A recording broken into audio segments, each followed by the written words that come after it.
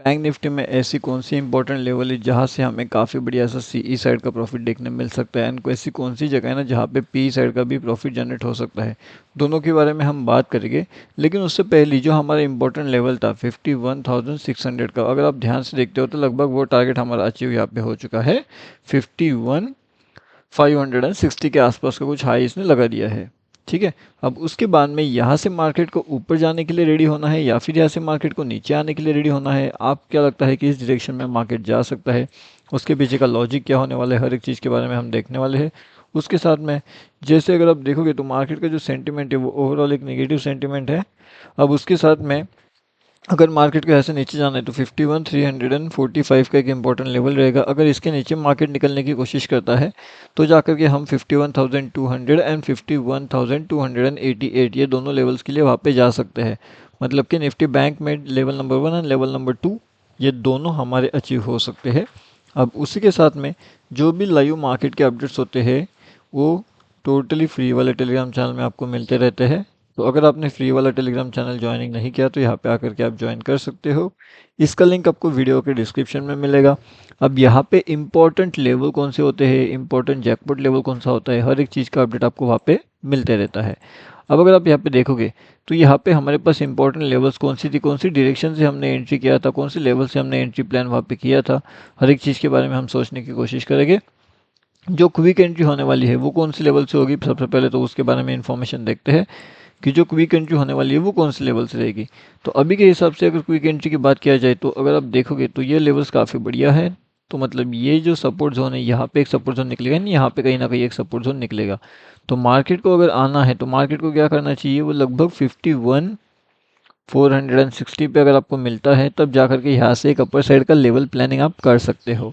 अगर यहाँ से आपको अपर साइड का लेवल प्लानिंग करना है तो 51,500 एंड 51,510 ये दोनों लेवल्स आपके लिए वहाँ पे निकल के आ सकते हैं। अगर आपको डाउनफॉल से होते हुए मार्केट एक अपर साइड का मोमेंटम दिला रहा है तब की बात मैं कर रहा हूँ। मतलब तब जाकर के आपका काफ़ी बढ़िया सा प्रॉफिट वहाँ पे जनरेट हो सकता है अगर एक बाउंस बैक हमें मिलता है तो। अब ये जो बाउंस बैक है इसके टारगेट कहाँ पे रहेंगे, तो जैसे मैंने बताया कि यहाँ पे जो बड़ा टारगेट आपके लिए निकल के आएगा 51,565। ठीक है। इस पे भी आपको ध्यान रखना पड़ेगा, इसके ऊपर आपको फोकस रखना पड़ेगा। अब उसके बाद में जो सेकंड चीज़ है कि जो निगेटिव साइड ट्रेड लेवल रहेगा वो यहाँ पे रहेगा 51,510 से लेकर के 51,515 के बीच में। अगर यहाँ से आपको निगेटिविटी सेटअप दिखाई देता है मार्केट्स में तब जाकर के हम यहाँ से क्या कर सकते हैं, एक डाउनफॉल के बारे में सोच सकते हैं, यानी कि डाउनफॉल के बारे में एक्सपेक्टेशन वहाँ पे कर सकते हैं। अब ये डाउनफॉल अगर होना चाहता है तो ये कितना डाउनफॉल हो सकता है, इसके पीछे का लॉजिक क्या रहेगा, डाउनफॉल अगर जाना चाहते हैं मार्केट तो कहाँ तक जाएगा उसके बारे में भी देखेंगे। अब उसी के साथ साथ यहाँ पे अगर आप देखोगे तो ये जो हमारे लेवल से प्रॉपरली यहाँ से देखिएगा मार्केट ने रेजिस्टेंस रेजिस्टेंस रेजिस्टेंस एंड यहाँ पे भी रेजिस्टेंस लेकर के वापस मार्केट ऊपर जा रहा है। इस रेजिस्टेंस को मार्केट यहाँ पे ब्रेक कर चुका है।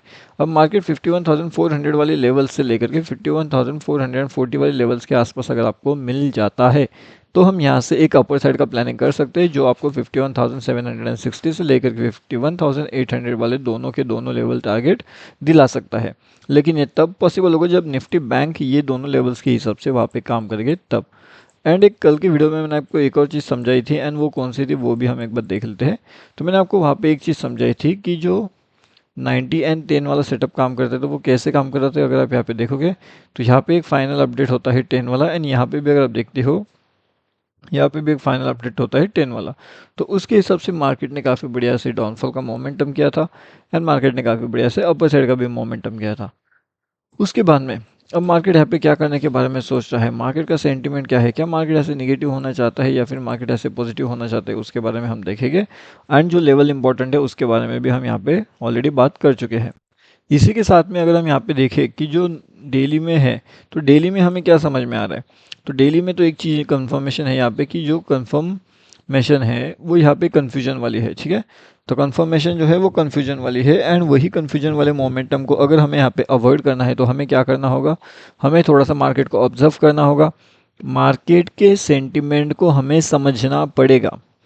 जब तक हम मार्केट के सेंटीमेंट जो होता है ना, मार्केट का सेंटीमेंट जब तक हम उसे नहीं समझ पाते तब तक मार्केट के अंदर सीई साइड में जाना है या फिर मार्केट के अंदर पीई साइड में जाना है ये आप आइडेंटिफाई नहीं कर पाओगे।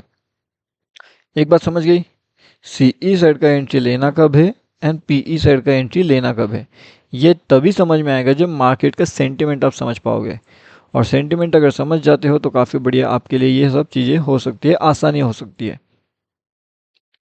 यहाँ पे अगर आप ध्यान से देखते हो तो जो एच है ना, वो क्या कर रहा था, 1657 का उसके लिए बेचारे के लिए एक इम्पॉर्टेंट लेवल है। अगर वो इस लेवल्स को ब्रेक डाउन कर देता है तो कहीं ना कहीं अपना बड़ा टारगेट 1640 से लेकर के 1644 के बीच में आपका हो सकता है डाउनफॉल वाला टारगेट। अब ये टारगेट्स हमारे लिए इम्पोर्टेंट इसलिए हो जाएगी क्योंकि अगर बैंक निफ्टी, एच बैंक अगर साथ में नीचे आ रहे हैं तो कहीं ना कहीं बैंक निफ्टी को भी वो खींच करके नीचे लेकर के आ सकते हैं।